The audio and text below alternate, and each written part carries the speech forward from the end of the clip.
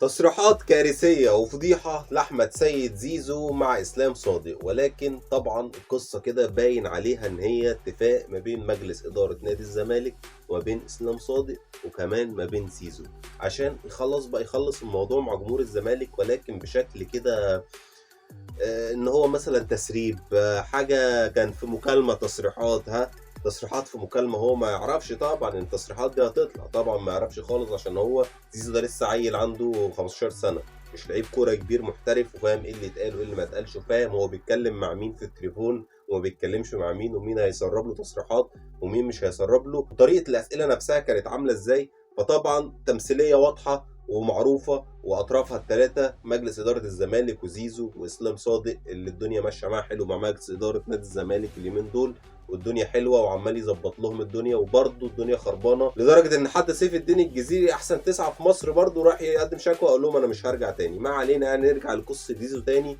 وتصريحاته الخطيره، تصريحاته اللي بيقولوا ان هو هياخد 40 مليون جنيه، وده اللي اتقدم له، وده مش كافي لانه في السعوديه هياخد اكتر، وانه ازاي انت كنت عايز تجيب بن شرقي عشان ياخد 68 مليون ولا 70 مليون، وانا اللي احسن من بن شرقي وقعدت معاك وجبت لك كونفدراليه.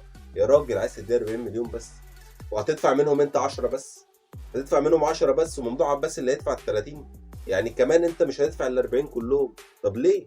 طب عايزني اديني حقي زي ما الكابتن بتاعه قال قبل كده، طبعا كلنا فاكرين تصريح شيكابالا كده، عايزني اقعد اديني حقي، بس هو دلوقتي بيلعب ايه؟ تخليص حق، فمش فارقه معايا، هو كده كده مبطل كوره من بدري. تاني تصريح قال لك انا اجمد من بن شرقي. بن شرقي مين اللي بتقارنوني بيه ده؟ انا قعدت مع الزمالك وعملت للزمالك، انا كامكانيات وفنيات وكمان كشعبيه في الزمالك اجمد من بن شرقي بكتير. ماشي يا عم. قال له هترجع الاهلي؟ قال لهم مستحيل، انا من صغري زملكاوي. وده التصريح اللي احنا مستنيينه عشان نشوف زيزو السنه الجايه او السنه اللي بعدها الله اعلم امتى بالظبط بتشيرت الاهلي بعد ما نيوم يصعد دوري الدرجه الاولى في السعوديه، وطبعا هيبقى عايز يمشي زيزو لانه لعيب مش اللي هو، وعايز يجيب بقى لعيبه عالميه. تصريح منتظرينه عامل زي تصريح بالظبط امام عاشور بتاع من صغري زملكاوي وفجاه نلاقيه بيبوس شعار الاهلي ان شاء الله، وده بقى فعلا من صغره اهلاوي زي ما كلنا شفنا كده تصريحات الحاجات القديمه اللي عنده على بروفايل الفيسبوك.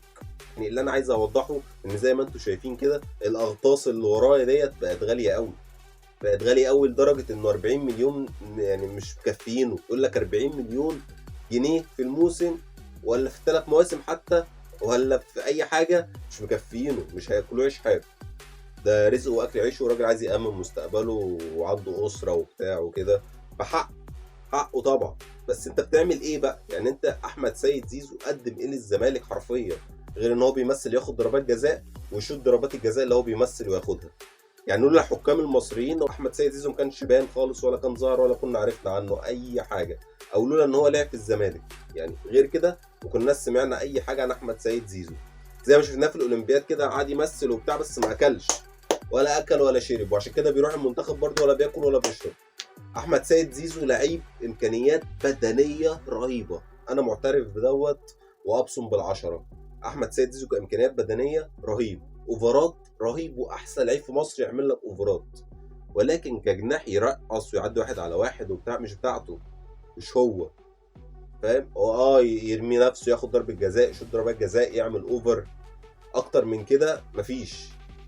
تصريحات غريبه جدا من زيزو، او مش غريبه بقى خلاص انا قلت لكم اللعبه، هو بيسلم جمهور الزمالك الخبر كده انه على اساس ان هو تسريب وبتاع عشان بكره ولا بعده نلاقي زيزو خلاص سافر. وكمان اشرف بن شرقي خلاص مفيش اشرف بن شرقي اللي خلاص بيخلص في قطر. كمان سيف الجزيري قال لهم مع السلامه انا مش جاي، هنلاقي ايشو مهاجم بتاع الزمالك في السوبر الافريقي. والله يا غريمي ما كنتش اتمنى ان الامور توصل بيك للدرجه دي، بالعكس انا عايزك قوي، انا عايزك قوي عشان لما السوبر الافريقي ما تقولش اصل انت لسه جايب من رمضان وجايب مش عارف مين وجايب وانا ما جبتش الصفقات، وجايب عطيه الله وانا ما جبتش الصفقات. لا انا عايزك تجيب صفقات، انا عايز اشرف بن شرقي، نفسي زيزو يقعد، زيزو اللي انت اصلا بيه او من غيره بتخسر، نفسي كمان تجيب صفقات تقيله، اقسم بالله نفسي الجزيري ده يرجع عشان ده احسن 9 في مصر، يعني ما اعرفش احسن 9 في مصر من انهي اتجاه يعني، بس انتوا بتقولوا كده، ولكن واضح كده ان الامور بتسوء اكتر واكتر، ونتمنى لهم الاسوأ والاسوأ.